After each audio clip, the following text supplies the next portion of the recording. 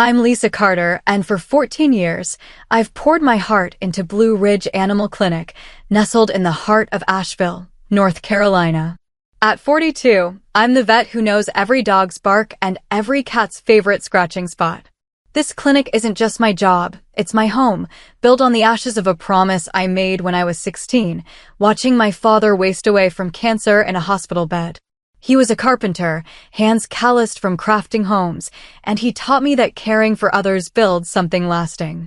I became a vet to honor that, to care for creatures who can't speak their pain. That morning, I sat across from Mark Sullivan, Pinnacle Veterinary Group's regional manager, in a conference room that still smelled of the old oak desk Dr. Sam Grayson used before he retired. Mark's suit screamed Wall Street, and his tablet glowed with charts I wasn't meant to understand. "Lisa, your profit margins are thin," he said, tapping the screen. "We're cutting costs, starting with compensation. Your salary will align with industry standards, 60% of what you earn now." His smile was polished, like he'd rehearsed it. Nothing personal, just business. I froze, my pulse hammering. 14 years, countless late nights stitching wounds, handwriting sympathy cards, celebrating puppies growing into old friends, all reduced to a number slashed by 40%. My mind flashed to my mother, her medical bills piling up in my small apartment, where photos of pets I've saved line the walls. Those bills were why I stayed frugal, why I drove a beat-up Subaru. This cut wouldn't just hurt me, it'd unravel the safety net I'd woven for her. "I understand this is a transition," I said, my voice steadier than I felt. "When would this start?" "Next pay cycle," Mark replied, already scrolling his tablet. "We need your decision by Friday." I nodded, standing, my scrubs suddenly feeling too tight. As I left, I glanced at the waiting room, Mrs. Larson with her anxious spaniel, a kid cradling a hamster. This clinic was their haven, too. I'd helped build it from a 2-room shack to a place where families trusted us with their hearts. Now, Pinnacle thought they could carve that away. Something stirred in me, not just anger, but a quiet resolve. I wasn't just fighting for my paycheck. I was fighting for everything we'd made here. The clinic's waiting room hummed with familiar sounds, paws tapping, a cat carrier rattling, as I passed through after Mark's bombshell. My hands shook, but I forced a smile for Lila Bennett, our receptionist of 10 years, who was updating charts behind the counter. Lila's a single mom, her son's soccer trophies crowding her desk, a reminder of the life she fights for. I knew she'd heard something, her brow furrowed like it did when bad news came. "You too," I whispered, glancing at the clients nearby. She nodded, her voice low. 30% cut, plus they're slashing my hours. "You." 40, I said, the number bitter on my tongue. "What are you gonna do?" Lila looked at the waiting room, a retiree with a limping collie, a young couple with a kitten. "I don't know, Lisa. But this place, it's not gonna be the same." Her words hit like a stone. Blue Ridge wasn't just a job for me. When I started here, fresh from vet school, it was a rundown office with flickering lights. Sam Grayson took a chance on me, a kid from Asheville's working-class edges, still raw from losing Dad. I'd promised myself I'd build something he'd be proud of, something that cared for creatures the way I couldn't care for him. Over the years, I trained techs, expanded exam rooms, and turned this place into a sanctuary where families brought their pets, knowing we'd listen. My apartment's walls, papered with thank you notes and kids' crayon drawings of their dogs, told that story. But it was more than that. Mom's hospital bills, her oxygen tanks hum a constant in my life, meant I couldn't afford to lose this income. Every paycheck kept her out of debt's jaws. Pinnacle's cut wasn't just a slap to my pride, it was a threat to her fragile stability. As I looked around the clinic at the photos of pets I'd saved pinned to the bulletin board, I felt the weight of it all, my father's memory, my mother's future, this community's trust. I couldn't let it crumble. Back in my office, I sank into my chair, the faint scent of antiseptic grounding me. The weight of Mark's offer pressed against my chest, but I couldn't let it show. Not here, where clients expected Dr. Lisa to be steady, the one who'd hold their hand through a pet's last moments. I glanced at the photo on my desk, me and Dad, laughing at a county fair, his arm around my shoulders. He'd always said, "Build something that matters, Lisa." I wasn't about to let Pinnacle undo that. I stepped out to check on Lila, who was still at reception, her fingers hovering over the keyboard. "You okay?" I asked, keeping my voice low so the family with a chubby beagle wouldn't hear. "Barely," she said, her eyes flicking to the waiting room. "They're cutting everyone, aren't they? This place, it's like family." And now, she trailed off, her gaze settling on a kid petting a rabbit in her lap. "Yeah," I said, my throat tight. "But we're not just numbers to these people." I thought of Mrs. Larson, who'd driven an hour last week for her spaniel's checkup because she trusted only me. Or the Garcias, whose 3 rescue cats I'd nursed through fleas and fear. This clinic was a promise to them, to me, to Dad's memory. When Sam sold to Pinnacle, he'd hosted a dinner, his voice warm with assurances. "They'll keep our heart here," he'd said, toasting with cheap wine. 3 weeks later, that heart was being carved up. I looked at Lila, her worry mirroring mine, and felt something shift. This wasn't just about my salary or Mom's bills. It was about the trust we'd built, the late-night emergencies I'd answered, the tears I'd shared with clients. I didn't have a plan yet, but standing there, watching a golden retriever nuzzle its owner, I knew I had to fight for this. Not for Pinnacle, but for us. By lunch, the clinic's break room felt too small for the weight of my thoughts. I sat across from Noah Patel, our newest vet, his curry untouched as we talked. At 33, Noah had a quiet intensity, shaped by his parents' immigrant hustle and his own escape from a corporate practice in Charlotte. "You've seen Pinnacle's playbook before, right?"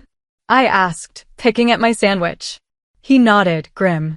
3 years in Charlotte. Starts with cuts, then efficiency, fancy word for rushing patients out the door.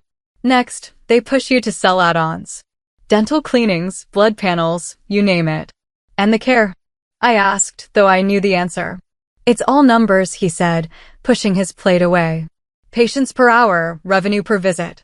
I left when they wanted me to pitch unnecessary tests to meet quotas. I thought of my own patients, Baxter the beagle, Methuselah the tortoise, and my stomach twisted. That afternoon, I called Sam Grayson, now retired to a cabin in the Blue Ridge Mountains. His voice crackled with regret. "Lisa, I swear I didn't know they'd pull this. They promised to keep the clinic's soul." "Not your fault, Sam," I said, meaning it. He'd earned his rest after 30 years. I'm thinking of starting my own practice." A pause, "Then you should. You've got the heart, the clients. Asheville needs a place like that." His words lit something in me. That night, I sat at my kitchen table, laptop open, researching storefronts and loans. My apartment, cluttered with pet photos and Mom's old quilt, felt like a war room. I called former colleagues who'd opened their own clinics, their advice fueling my nerve. The idea was terrifying: debt, risk, leaving the only place I'd ever worked, but it felt right. I wasn't just saving my job. I was saving the trust of families who called me at midnight, who sent me Christmas cards. I was saving Dad's belief in me. Friday morning broke with a clarity I hadn't felt in weeks. I'd spent nights hunched over my laptop, mapping out costs for a new practice, rent for a storefront on Laurel Creek Drive, equipment deals, a loan from a local bank where I'd been a customer since I was 18. The numbers were daunting, but the alternative, staying under Pinnacle's thumb, betraying my patience and Dad's memory, was worse. I stood outside Mark Sullivan's office, resignation letter in hand, my heart pounding but sure. "Come in," Mark called, barely looking up from a video call. He ended it abruptly, swiveling to face me. "Lisa, your decision?" I slid the envelope across his desk. "My 2 weeks' notice." His polished mask cracked, surprise flickering. Resurfaced quickly. "You're leaving over a market adjustment? You're a senior vet. This is how acquisitions work." "It's not just the pay cut," I said, steady. "I'm pursuing something new. I'll ensure my patients are covered during the transition." He leaned back, studying me like I was a line item. "Joining another practice, I assume?" "Something like that," I said, keeping it vague. I'd learned Pinnacle's contracts had clauses about client poaching, though my lawyer friend said they were shaky in North Carolina. By noon, the news spread like wildfire. Lila caught me by the filing cabinets. "Is it true?" she whispered, her eyes wide with hope and fear. Yeah, I said. Then, trusting her, added, I'm opening a practice on Laurel Creek. Small, but mine. Her face lit up. That's incredible, Lisa. Noah pulled me aside later, between appointments. I'm in, whatever you're planning, he said, his voice firm. Sadie, our head tech, texted that night, count me in. Each show of support felt like a brick in the foundation I was building, not just a clinic, but a place where care still mattered. As I drove home, Mom's voice echoed in my head, you're your father's daughter, Lisa. Build something real. The next week, I moved like a spy in my own life. I'd signed a lease on a storefront on Laurel Creek Drive, a former pediatric office with good bones, exam rooms already plumbed, a waiting area begging for pet photos. My bank, where I'd deposited my first paycheck as a vet, approved a loan, and suppliers I'd known for years offered deals. We hate what Pinnacle does to clinics, one rep said over coffee, far from the clinic's new microphones. We're betting on you, Lisa. At Blue Ridge, I kept my plans hushed. Pinnacle's quality assurance system, cameras, mics, Mark's clipboard hovering, made every word a risk. But clients sensed something. During a checkup, Mrs. Harper, whose terrier I'd treated since it was a pup, leaned in. Where are you going, Dr. Carter? Max won't see anyone else. Nothing set, I said, aware of the computer's blinking light. She winked, undeterred. Well, let me know when it is. Each whispered exchange fueled me. I wasn't just leaving, I was carrying their trust with me. At home, my kitchen table became mission control, legal pads scrawled with budgets, schedules, dreams.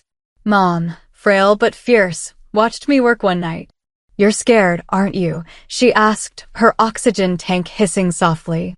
Terrified, I admitted, my voice catching. But I can't let Pinnacle turn our clinic into a factory. Dad would have hated that. She squeezed my hand, her grip weak but warm. He'd be proud, Lisa. You're building something for all of us. Sadie stopped me in the hall one day, her eyes bright. I heard about Laurel Creek. I'm ready when you are. Noah nodded the same during a stolen moment by the supply closet. Their faith felt like armor. Every step, every lease clause, every equipment order was a promise to them, to my patients, to the kid I was when I swore I'd make Dad's lessons matter. Pinnacle could have their numbers. I was building a home. Pinnacle's grip tightened like a noose. A week before my last day, a new fee schedule appeared on the break room board. Vaccinations up from $45 to $65. Dental cleanings now $425. Worse, care packages, pushed tests most pets didn't need, like blood panels for healthy kittens. I stared at the board, my coffee going cold. This wasn't cost-cutting, it was fleecing families who trusted us. During Mrs. Ellis's visit with her arthritic cat, Socks, I faced the new reality. Pinnacle's protocol demanded a $500 senior panel, despite Socks's clean tests 2 months prior. Mrs. Ellis, on a fixed income, clutched her purse. Is this necessary, Lisa? So soon? I hesitated, Mark's shadow looming through the exam room's window. The new owners set standard protocols, I said carefully, but in my opinion, Socks can wait 4 months. Relief softened her face, but Mark burst in, his smile all teeth. Mrs. Ellis, I'm Mark Sullivan, regional manager, he said, launching into a pitch about early detection and a one-time discount that still gouged her budget. Her shoulders sagged as she agreed, guilt in her eyes. After she left, Mark turned to me. Lisa, we expect you to back our protocols. Your attachment to clients is clouding your judgment. Attachment. I snapped, voice low but sharp. It's called trust. It's why people come here. I thought of Dad, how he'd built trust with every hammer swing, and felt my resolve harden. Mark checked his watch. 1 more week, and we won't need your approach. That night, I found a worse blow in Socks's file. Patient reassigned to Dr. Wells, effective immediately. Dr. Carter no longer primary. A quick check showed my other patients, Baxter, Max, Methuselah, reassigned too. Pinnacle wasn't just pushing me out, they were erasing my bonds. Lying awake, Mom's bills and Dad's voice swirling in my head, I knew I couldn't wait. Laurel Creek had to open now, or everything I'd built would be lost. The discovery of my patient's reassignment lit a fire under me. Pinnacle wasn't just cutting my pay, they were stealing my life's work, the trust I'd earned from families who called me at 2 a.m. when their dog seized. I couldn't let them win. At 2 a.m., I emailed my lawyer, Claire, who'd been guiding my practice setup. Need to open Laurel Creek in 2 weeks, even if it's bare bones. Possible? Her reply came at dawn, with temporary equipment and tight scheduling, yes. Call me. I barely slept, my mind racing with plans. Laurel Creek storefront was ready, walls painted, exam tables on order, but 2 weeks was ambitious. Still, every reassigned patient file pushed me harder. I thought of Mom, her frail hands folding laundry as she told me, "You fight for what's right, Lisa." This was right. At the clinic, I kept my head down, but clients kept asking, "Where are you going, Dr. Carter?" Mr. Torres whispered while I checked his tortoise's shell. "Methuselah needs you." I smiled, dodging the question, aware of Pinnacle's microphones. But their loyalty, quiet, fierce, felt like a lifeline. Lila slipped me a note during a break, a list of 20 clients who'd called, asking about me. At the bottom, she'd written, "When you need a receptionist, I'm first in line." Her faith, like Noah's and Sadie's, steadied me. I met them at a diner off Biltmore Avenue, far from Pinnacle's reach. Over coffee, I shared the plan. Laurel Creek Animal Hospital opens in 2 weeks. I need a vet and a tech who care about animals, not quotas. Noah grinned. "I'm in." Sadie nodded. Same. Their trust was a spark, but fear lingered. Pinnacle's reach, Mom's bills, the risk of failing Dad's memory. Still, as I drove home, passing Asheville's twinkling lights, I felt it. This wasn't just a practice. It was a promise to keep fighting, for my patients, for my team, for the kid who swore she'd make a difference. My final day at Blue Ridge dawned with a strange calm, like the quiet before a storm. I'd spent the morning calling suppliers, confirming equipment rentals, and prepping Laurel Creek for its rushed opening. As I parked in my usual spot for the last time, I felt Dad's presence, his voice steady. "Build it strong, Lisa." I walked in, ready to end this chapter. The morning was heavy with goodbyes. Lila hugged me, her eyes misty. "You're doing the right thing," she whispered. Even newer staff, sensing the clinic's shift, offered quiet nods. My schedule was light for appointments, the rest blocked for transition activities, Pinnacle's code for paperwork and control. At noon, Mark summoned me to the conference room. I expected routine forms. Instead, I faced Mark, a lawyer named Ms. Hargrove, and an HR director, their faces stern. "We have concerns, Dr. Carter," Mark began. "We believe you're planning a competing practice, violating your contract." Ms. Hargrove slid a cease and desist letter across the table, barring me from practicing within 20 miles for a year. I didn't flinch. "I never signed a non-compete," I said, pulling my file from my bag. My lawyer reviewed everything. North Carolina law limits these clauses for vets, especially when patient care is at stake. Mark's jaw tightened. The lawyer glanced at the HR director, who shifted uncomfortably. "We're not debating legalities," Mark said. "We want a smooth transition for our clients." "My clients," I corrected softly. "And I agree, their care comes first." The HR director tried to smooth things over, offering a compromise. After 2 hours, we settled. I wouldn't solicit clients for 30 days, and Pinnacle dropped their restrictions. I left the room, keys turned in, belongings packed, my heart racing with relief and defiance. As I drove away, Lila texted, "Mark told corporate you're just one vet. He's got no clue." I smiled, gripping the wheel. Laurel Creek was ready, and so was I. Laurel Creek Animal Hospital opened 17 days after I left Blue Ridge, a whirlwind of sweat and hope. We'd worked around the clock, temporary exam tables, borrowed microscopes, Noah, Sadie, and I pulling double shifts. Lila joined the day we installed the reception desk, citing Pinnacle's hostile environment in her resignation.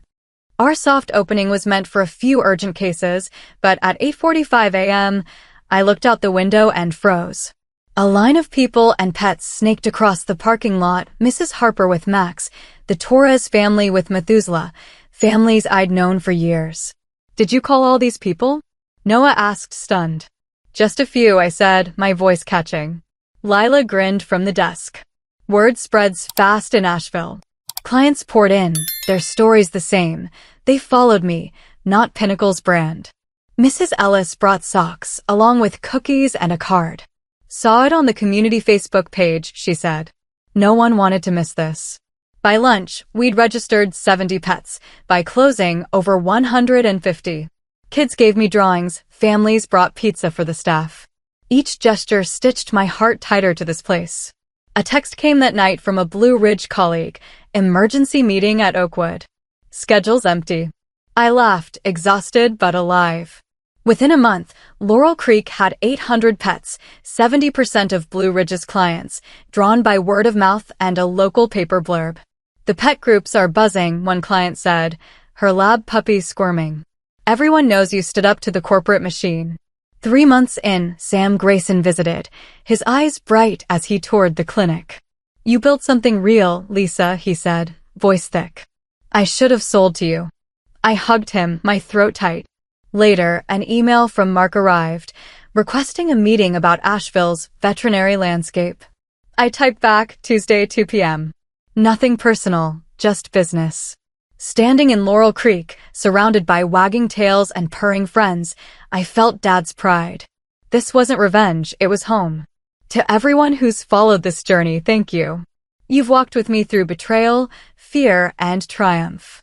You've seen me fight for the animals and families who mean everything, for the promise I made to my father. If this story moved you, hit subscribe and join us at Laurel Creek, where every paw print tells a story of trust, heart, and new beginnings. Keep building your own truth, and I'll meet you at the clinic.